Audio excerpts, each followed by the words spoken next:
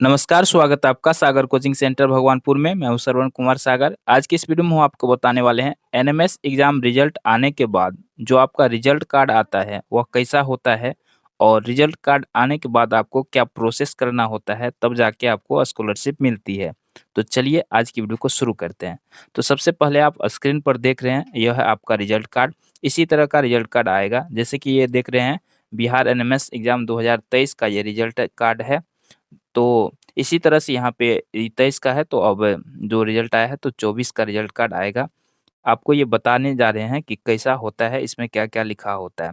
तो सबसे पहले यहाँ पे देखिए 1 नंबर में 12 अंकों का रोल नंबर दिया रहता है यहाँ पर, ठीक है? उसके बाद आपका नाम दिया रहेगा रिज़ल्ट कार्ड में। ये रिज़ल्ट कार्ड आपको स्कूल में मिलेगा, ठीक है? और कहीं-कहीं तो घर पे भी पहुँचा दिया जाता है, नहीं तो ज़्यादातर जिलों में स्कूल में ही आपको मिलेगा। तो ये मिलेगा आपको मई के अंतिम सप्ताह में या जून में मिल जाएगा, ठीक है? तो अभी समय है लेकिन मिल जाएगा आपको। और अगर नहीं मिल पाता है तो आपको जिला में जाकर के लेना होगा, ठीक है? जिला शिक्षा पदाधिकारी के पास जाकर के आपको लेना होगा। पहले तो आप इंतज़ार करेंगे, आपको स्कूल में ही मिल जाएगा।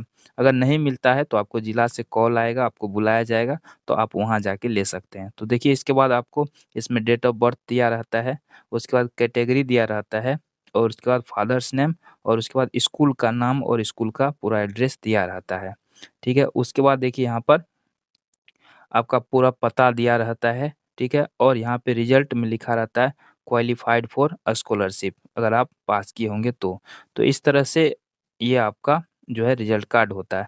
इसमें नीचे कुछ निर्देश दिए रहते हैं जो आपके लिए काफ़ी आवश्यक है। तो इसको समझते हैं कि क्या-क्या इसमें दिया रहता है। तो सबसे पहला जो इसमें दिया गया है नेशनल स्कॉलरशिप पोर्टल पर ऑनलाइन ऑनलाइन अप्लाई करने हेतु निर्देश। तो आपको पता है कि एनएमएस एग्ज़ाम में पास करने के बाद स्कॉलरशिप के लिए नेशनल स्कॉलरशिप पोर्टल पर ऑनलाइन अप्लाई करना होता है। तो उसमें देखिए कौन-कौन से आपको डॉक्यूमेंट्स लगते हैं, क्या-क्या प्रोसेस होता है। तो सबसे पहले यहाँ पे थोड़ा-सा इसको हम बड़ा करके आपको दिखाना चाहेंगे। तो यहाँ पर देखिए निर्देश में दिया गया है, आप अपना खाता नज़दीक के स्टेट बैंक ऑफ इंडिया अथवा किसी अन्य राष्ट्रीयकृत बैंक में स्वयं के नाम से खुलवाकर अपने आधार कार्ड संख्या का जुड़ाव बैंक खाता संख्या से करवाना सुनिश्चित करें। यानी पहला काम तो आपको ये करना है कि आपको किसी राष्ट्रीयकृत यानी जो सरकारी बैंक है उसमें अपना खाता खुलवा लेना है और उसमें आधार कार्ड लिंक करवा लेना है। तो ये सबसे ज़रूरी काम है, इसको आप जितना जल्दी हो सके करा लीजिए। चलिए दूसरा काम है राष्ट्रीय आयसो मेधा छात्रवृत्ति योजना के लाभार्थियों की छात्रवृत्ति का भुगतान, ये जो होता है डिजिटल इंडिया के अंतर्गत नेशनल स्कॉलरशिप पोर्टल के माध्यम से किया जाना है। तो देखिए, ये जो किसी भी राज्य के आप स्टूडेंट हो, तो आपको नेशनल स्कॉलरशिप पोर्टल पे ही अप्लाई करना होता है। तो यहाँ पे देखिए, ऑनलाइन रजिस्ट्रेशन प्रारंभ होने की सूचना आपको कहाँ मिलेगी? तो www.scholarship.gov. ये वेबसाइट है, इस पे आपको सूचना मिलती है कि आपका रजिस्ट्रेशन शुरू हो गया है। तो वैसे आपको बता दें कि आप इस चैनल से जुड़े हैं, तो जैसे ही अ, रजिस्ट्रेशन की प्रक्रिया आरंभ होगी तो हम आपको ज़रूर सूचना कर देंगे। तो देखिए इसका जो रजिस्ट्रेशन का प्रोसेस होता है वो अक्टूबर, नवंबर, दिसंबर में होता है, ठीक है? तो उसमें आपको इसका डेट दिया जाता है, तो आपको उसी बीच में अप्लाई करना होता है।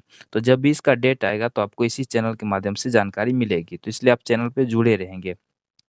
तीसरा है सभी सफल एवं अर्हता धारक लाभार्थियों को नेशनल स्कॉलरशिप पोर्टल पर अप्लाई करने हेतु देखिए यहाँ पे बताया गया कौन-कौन सा आपको डॉक्यूमेंट्स की ज़रूरत है, तो इसको आप रेडी कर सकते हैं अप्लाई करने से पहले। तो सबसे पहला यहाँ पे दिया गया है गत वर्ष यानी कक्षा 8वीं का परीक्षाफल, ठीक है? 8वीं कक्षा में आपने पास किया होगा तो आपको उसका रिज़ल्ट मिला होगा, सर्टिफ़िकेट मिला होगा, तो आपको उसकी ज़रूरत होगी, ठीक है?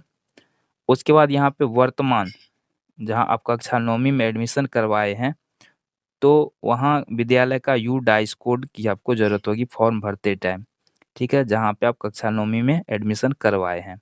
तो हर एक स्कूल का एक यूडाइस कोड होता है, वो आपको ज़रूरत होगी तो आप अपने स्कूल का पता कर सकते हैं।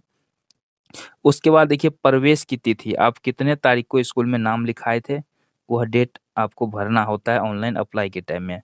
शुल्क का वितरण, ठीक है? ये आपको एक रिसीविंग मिलेगा जब आप एडमिशन करवाते हैं तो वो आपसे उसका विवरण आपको भरना होता है। उसके बाद आय प्रमाण पत्र आपको चाहिए होता है। आय प्रमाण पत्र आपके पिता के नाम से होना चाहिए और सालाना आय 3.5 लाख रुपया से कम का होना चाहिए, तो इसका आप ध्यान रखेंगे। तो उसके बाद आपको जाति प्रमाण पत्र विद्यार्थी के नाम से ये ज़रूरी होता है। अगर आप विकलांग कैटेगरी में आते हैं, तो विकलांगता का प्रमाण पत्र देना होगा। अगर नहीं आते हैं, विकलांग नहीं है, तो इसकी ज़रूरत आपको नहीं पड़ेगी। इसके बाद आपको आधार कार्ड की ज़रूरत होगी, ठीक है? आधार कार्ड यहाँ पे दिया है और उसके बाद आपको बैंक पासबुक की ज़रूरत होगी।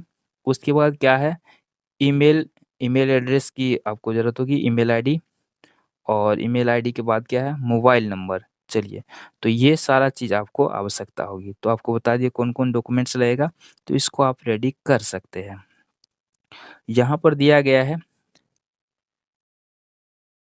लाभार्थी जो इसका वेबसाइट है www.scholarship.gov.in, इस पर विज़िट करके सबसे पहले फॉर्म भरने का प्रोसेस क्या है, तो इस वेबसाइट पे आपको जाना होता है और इस पे फ्रेश एप्लीकेशन, जैसे कि जो स्टूडेंट पहली बार पास किए हैं, तो उसको फ्रेश स्कॉलरशिप के लिए अप्लाई करना होता है। जैसे कि यहाँ पे ईयर में दिया है 2023-24, तो चूँकि ये पिछला रिज़ल्ट कार्ड है, तो इस बार जो है आपको यहाँ 24-25 लिखा रहेगा, ठीक है? तो 24-25 आपको के लिए अप्लाई करना है। तो यहाँ पे देखिए, तो जैसे हम करेंगे रजिस्ट्रेशन करेंगे तो एसएमएस के माध्यम से एप्लीकेशन आईडी आपको मोबाइल नंबर पे मिल जाएगा और पासवर्ड मिल जाएगा, ठीक है? तो एप्लीकेशन आईडी और पासवर्ड को आप अच्छा से लिख कर के इसको रखेंगे, सुरक्षित रखेंगे, इसकी ज़रूरत आपको आगे पड़ेगी। तो यहाँ पे लॉगिन करने के बाद चलिए एप्लीकेशन और आईडी पासवर्ड डाल के आपको एप्लीकेशन भरने की प्रक्रिया शुरू होती है। तो यहाँ पे देखिए ये सारा काम आपको कंप्यूटर वाले के पास जाके करवाना होगा। एप्लीकेशन में सभी वांछित सूचनाएँ यथास्थान प्रविष्ट कर एक बार सभी सूचनाओं की जाँच करने के पश्चात ही एप्लीकेशन फॉर्म को 2 प्रति में प्रिंट पूरा सब कुछ बढ़िया से भर लीजिएगा, उसके बाद 2 प्रति में उसको प्रिंट आउट कराना होता है। और इसमें करना क्या होता है, जहाँ आप कक्षा 9वीं में अभी पढ़ रहे हैं, तो वहाँ के प्राचार्य के पास आपको जमा करना होता है सभी डॉक्यूमेंट्स। जितना भी जो डॉक्यूमेंट्स बताए थे ऊपर, सब आपको क्लास 9th के जो हेड सर होंगे वहाँ पर आपको जमा कराना होगा, ठीक है? और 2 प्रति कराना होगा, एक अपने पास रख लीजिएगा, एक आपको स्कूल में जमा करना है। उसके बाद जो सारे डॉक्यूमेंट्स अपलोड भी करना होता है, एप्लीकेशन उसके वर्तमान कक्षा 9वीं महाविद्यालय के प्रिंसिपल द्वारा ऑनलाइन वेरीफ़ाई किया जाना होता है, ठीक है? सारा डॉक्यूमेंट्स जो आप अपलोड किए हैं, वो हेड सर वेरीफ़ाई करते हैं। तो 1 प्रति तो आपको अपलोड करना होता है और उसका जो है आपको स्कूल में भी देना होता है, तो वो वेरीफ़ाई कर देंगे। फिर आपको जिला शिक्षा पदाधिकारी उसका वेरीफ़ाई करते हैं और उसके बाद जो है तो ये सारा वेरीफ़ाई का चलता है, फिर स्टेट लेवल पर वेरीफ़ाई होता है।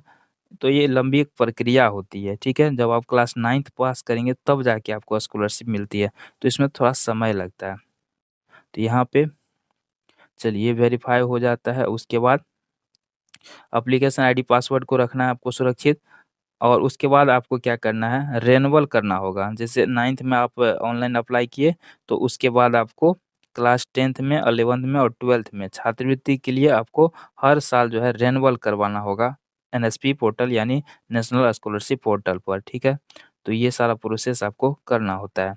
फिर जो है आपको सारा प्रोसेस हो जाने के बाद एकमुश्त आपको 12,000 रुपया मिल जाता है। ठीक है? अकाउंट में और उसके बाद फिर जो है आपको अप्लाई हर साल करते रहना होता है, रिन्यूअल करवाना होता है। अगर आप रिन्यूअल किसी साल नहीं कराएँगे तो आपको स्कॉलरशिप नहीं मिलेगी। तो सारा जानकारी आपको समय-समय पर दिया जाएगा, जब फॉर्म आएगा तो कैसे क्या भरना होता है,